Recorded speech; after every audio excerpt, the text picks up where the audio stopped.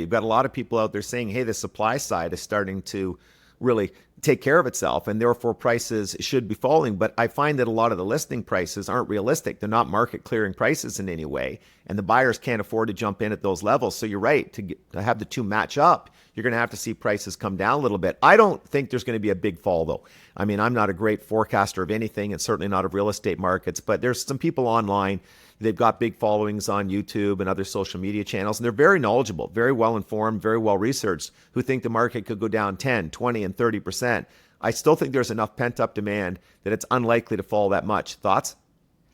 It breaks down by product. This is something that we haven't had to think about for almost forever in the housing business. But if you own a particular kind of housing product, if you own a tiny condo, I know we'll talk more about that later, but if you own this tiny condo, and there are a ton of them, and in Southern Ontario, they're about 80% of all that was being built for the last 7 years in terms of unit growth. That's right. So if you own that particular product, you could have a legitimate bad result in the fall of prices. If you own single family, well, they quit building those in Ontario in 2018. It dropped down to 20% of all new starts. So if you don't build them, you create scarcity, and scarcity supports the price.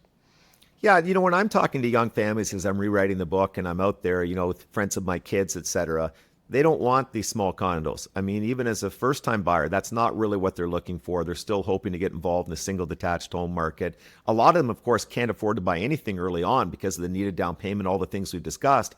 And so they're patiently building up the down payment. By then, they've got a spouse.